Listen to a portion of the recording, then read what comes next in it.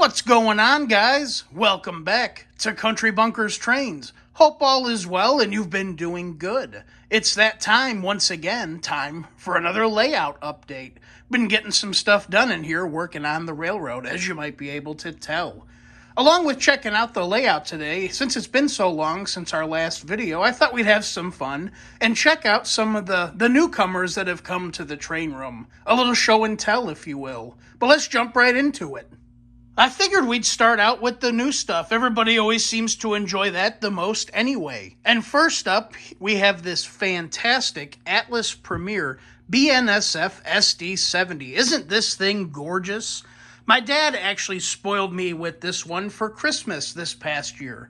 A huge thank you goes out to him. I absolutely love it. I really wanted to get one of these to go as a running mate with our MTH ES44 BNSF in the 25th anniversary paint scheme. And I think these two together make one handsome duo. But you know what? I don't think this is enough. I've been enjoying this BNSF paint scheme so much. I actually just the other day placed a late pre-order with my local shop for the soon-to-come-out MTH Dash 8s in the BNSF paint scheme. It is in the older paint scheme for the BNSF, but I think that'll make for a really cool what-if set of triplets of engines running together. I think those will look really good. Next up, as I'm sure y'all are well aware, the Atlas Berwicks have finally arrived within the past few weeks or month, and I too jumped on this boat. People have been going batshit crazy over these things, man. I've been watching the prices on eBay and whatnot, and some of these are commanding a hefty dollar amount. Hey, whatever floats your boat, they are a very beautiful car. I feel blessed. I already have several of these of previous runs that I've picked up through friends and purchased used. They are, like I say, some really, really nice cars.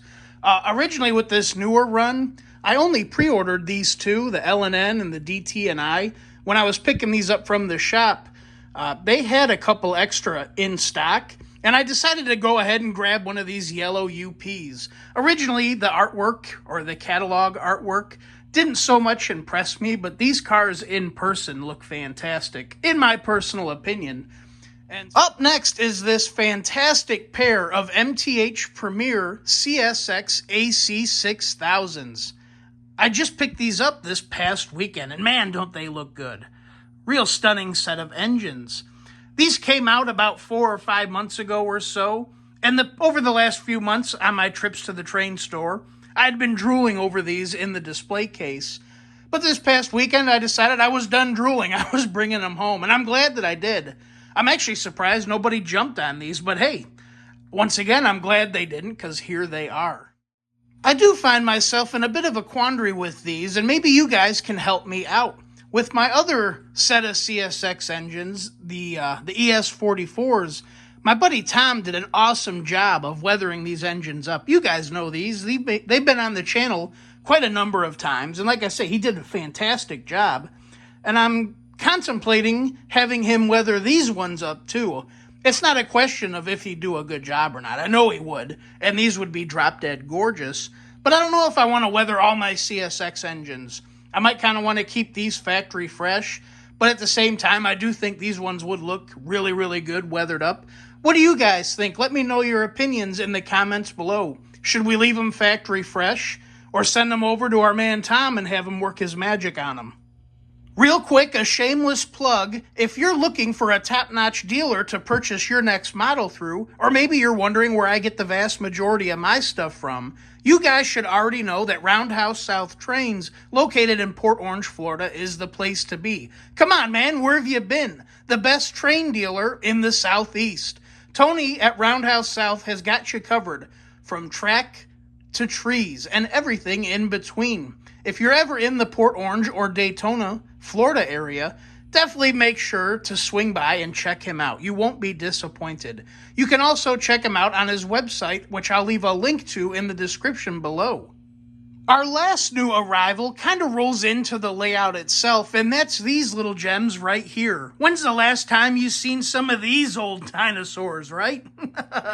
In fact, I'd be willing to bet some of our younger viewers here on the channel have never seen these before and don't know what they are. but these are the old school MTH proto layout environmental sound kits powered by QSI. So nowadays, everybody is using Bluetooth speakers to install in their rolling stock and on their layout, and they can play whatever sound they want to through their phone, and like I say, get whatever sound they want coming out on their layout. Well, people were doing this all the way back in the 90s and early 2000s with these little suckers right here. Obviously, kind of as it entails, there's a QSI soundboard in here with a speaker. You just hook up 12 volts of power, and they'll play like a continuous loop of sounds, whatever the soundboard happens to be in here. For these, we have a barnyard and outdoor sounds.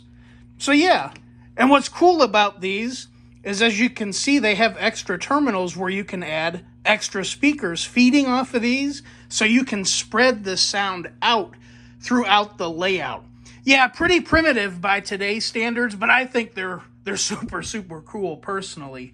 And I was actually really surprised, as old as these are. I mean, these are basically antique electronics nowadays, but they still sound really, really good, nice and clear. The outdoor sounds box has grasshoppers playing in the background, and there's a little tiny bit of static with them, but overall, nice and crystal clear. I do plan on installing these. Obviously, the outdoor sounds is going to go somewhere under the layout over here. And of course, our barnyard sounds will go on our farm behind me on the other layout. Let's now move on to the layout, and let's begin with where we left off in our last update video so long ago, beginning here towards the middle. You may have seen the community post a long while back, but I did get in my first big order of trees. For those not in the know, I've been using almost exclusively our man over at Trident Customs on Etsy, him and his trees. I absolutely love them. You flat out cannot beat the price for the trees that you get. These things look fantastic. But yeah, we got them all placed and planted up here on the hill, looking really, really good. I do want to add some more in the future back over here. It's a little sparse, but we'll get to that when the time comes. Along with these up here, we also got some placed down here around the base of the hill, mountain, whatever you want to call it. And like I say, you just can't beat the price of these trees. These things look great. Moving on to the bridge, they might be kind of hard to see, but we did get some birds placed on our bridge. Some good old seagulls. I found these suckers on eBay a long while back, and we had to pick them up for the bridge. They come in a pack of 7 or pack of 8. Half of them are sitting still or posed just sitting there, and the other half are posed as if they're taking off for flight with their wings spread. Really, really cool once again. I would like to pick up another pack of these. I think the bridge could use some more. But yeah, really cool to find these on eBay. Once again, I'll post a link to these if I can find it in the description below, along with any of the other products that we see here in today's video. Moving on to the area in front of the bridge, we did get this area in between the outer tracks all decked out, built some hills out of our pink foam insulation board, and of course applied our ground covers, ballasts, and grass, so on and so forth. This area has been the final catch for the few leftover or extra trees that I've had from doing other sections of the layout, and I think it's filling this out quite well. We are kind of at a standstill over here at the moment. I've got an accessory on pre-order that's going to go in between these tracks, and it's not due until June, so we have to wait on that to show up before we move in between the next sections of tracks. But we're in no hurry, it's no rush. While we're here, I figured I'd mention our somewhat new Miller Engineering LED sign. This came out a few months ago, and we've seen it in the last video or two, but I don't think I've mentioned it yet. As you can see, I got a little platform that I built up here to mount it on. I do want to get some of my 1/4-inch balsa wood and make some supports for the side, make it look a little bit more official, but we'll get to it. We had this big area on this big pier or bridge support. I figured we might as well put it to use and get a sign up there.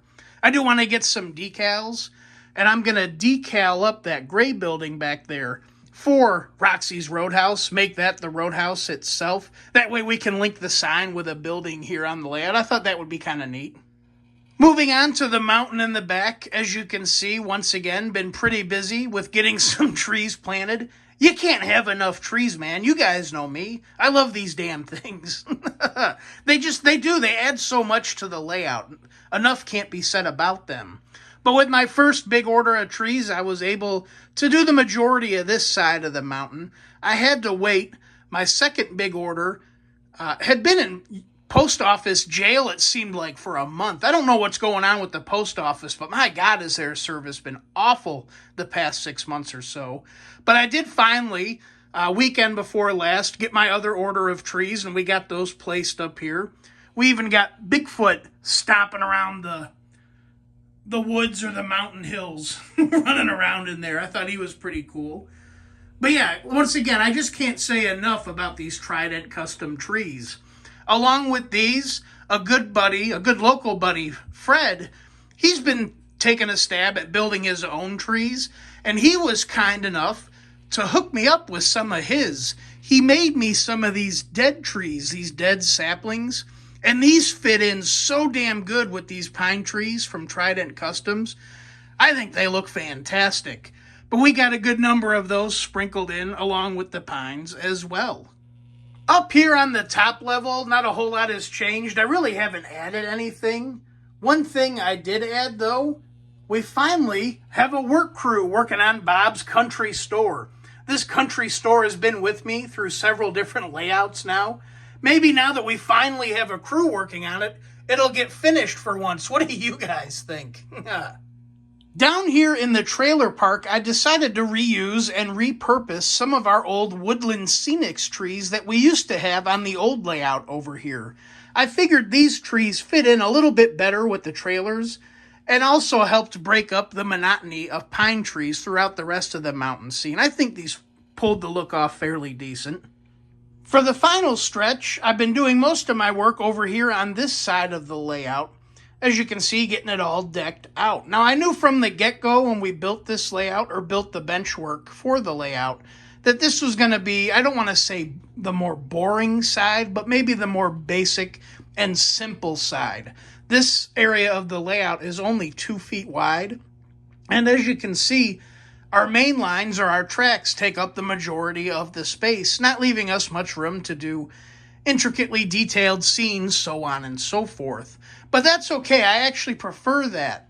This area of the layout provides the best viewing area of the actual trains running themselves than a lot of the other areas here on the layout.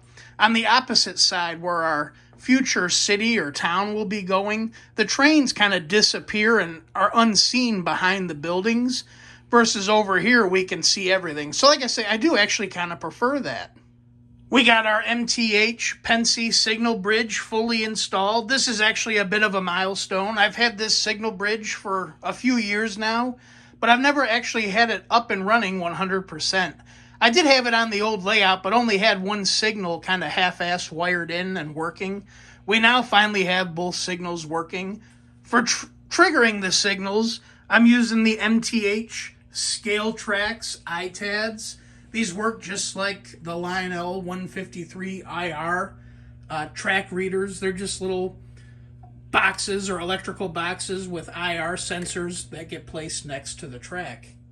I did get another little hill built out of our foam insulation board over here next to the signal, and of course got some more trees planted over here. This will be the bulk of the trees that go on this side. Like I say, just not much space elsewhere for more trees.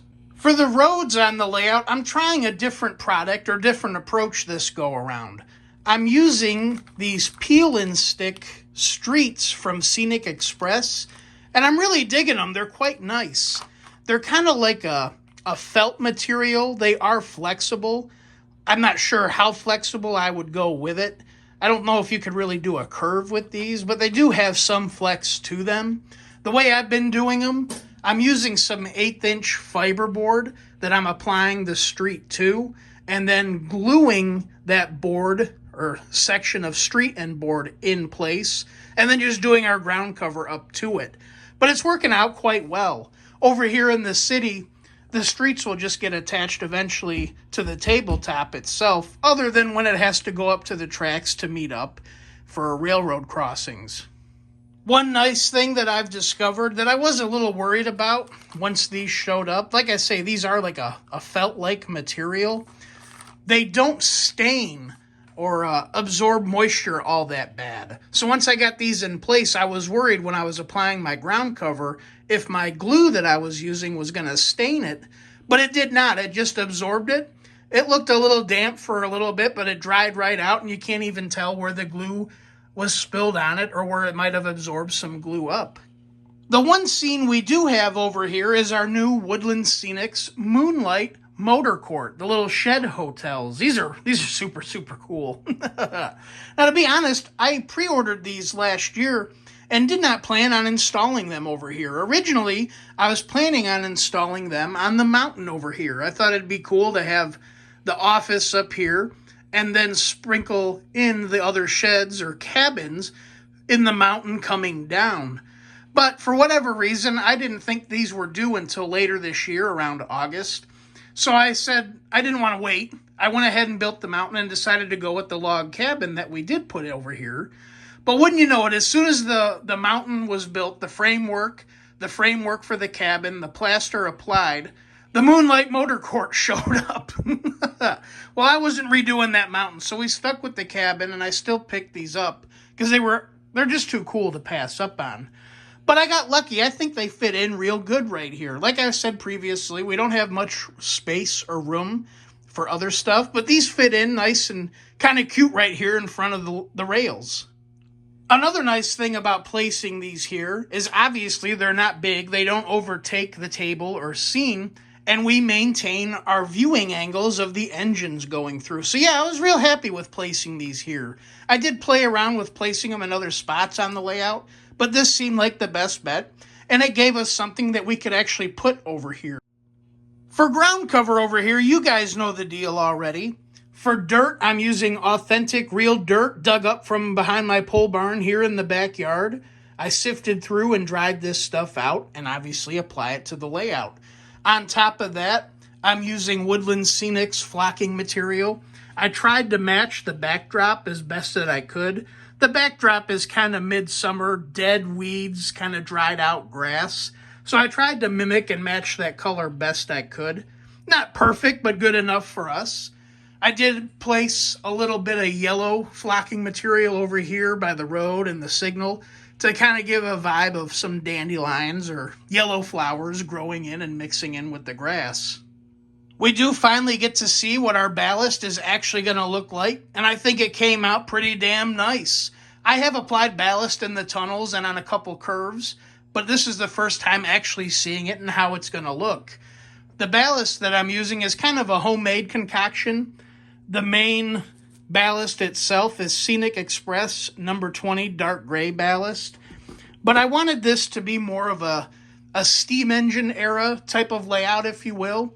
So I wanted to add a little bit of darkness to this ballast, kind of like as if coal was falling out of the tenders and ashes and whatnot falling out of the ash pan. So I went ahead and I mixed in half a quart of Woodland Scenics coarse cinders ballast, as well as half a quart of Woodland Scenics fine or medium cinders ballast. That gives you a nice little black and gray mix, as you can see. And like I say, I think it worked out quite well now that we can actually see it here on the layout. What do you guys think? I haven't touched the front corner up here yet. I keep going back and forth on what I'm going to put here. I do think I'm going to end up going with more of an industrial type scene, maybe put a coal tower or something over here. Something that would match a little bit better with the backdrop behind it. But before I can do that, I got to build a little shelf down here. As you can see, I still use the layout as somewhat of a tabletop over here. I need a little shelf to use as a tabletop versus using the layout itself before anything can get placed here. But yeah, guys, that's pretty much it and where the layout is currently sitting. Let me know your thoughts and opinions in the comments below.